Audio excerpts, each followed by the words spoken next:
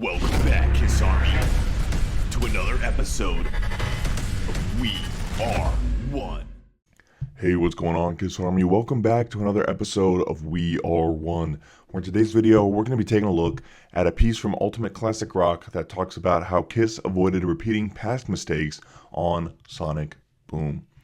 So Paul Stanley laid down some important ground rules before he agreed to let Kiss end their decade-long studio exile from Psycho Circus with Sonic Boom. Unlike some of the band's more recent, often muddled records, there would be no trend-chasing, no ballads, no outside songwriters or musicians.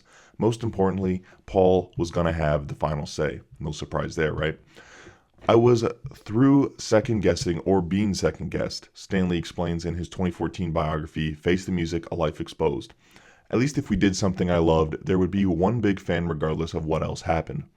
The band's previous release, 1998's Psycho Circus, found Paul and fellow Kiss mainstay Gene Simmons attempting to bring their highly successful live reunion with founding members Peter Criss and Ace Frehley into the studio. While the record has more high than low points, the foursome were unable to agree on much past the fact that they couldn't record together.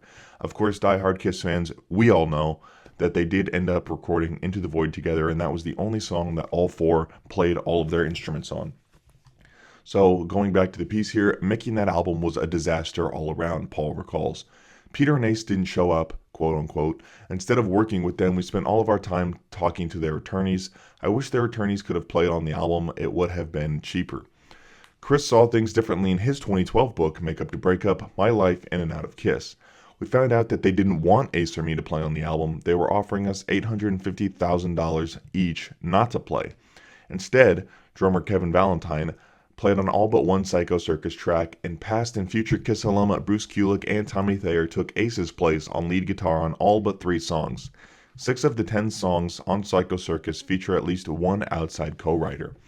Also weary of repeating the mistakes on the past trend-chasing Kiss albums such as 1981's concept album, Music from the Elder, 1987's keyboard-heavy Crazy Nights, underrated record, or 1997's grunge-imitating Carnival of Souls, also an underrated record, Stanley insisted that the band stay true to their original mission statement. I never believed the world needed a second-rate Soundgarden, Metallica, or Alice Chains, he declared in 2004's Kiss Behind the Mask. I was dead set against doing that kind of album. In the end, the chance to show off Kiss's harmonious new lineup was too much for Stanley to resist. Eric Singer, who played with the band for 5 years in the 90s, returned to the group after Peter's final departure in 2004, and former Black and Blue guitarist Tommy Thayer, who had been working with the group behind the scenes for years, including reteaching both Peter and Ace their parts prior to the original lineup's reunion tour, took over on lead guitar in 2002. The resulting lineup has gone on to be the longest lasting in the group's history, and for Paul, marked a welcome return to professionalism and unity. The band's never been better, he explained, and it really seems like a time where we could actually, if we put our minds to it, put something together that would be definitive and something we could be proud of. Plus, he wanted to end the band's studio career on a high note. I thought it would be a shame to let Psycho Circus be our final statement, he stated in Face the Music.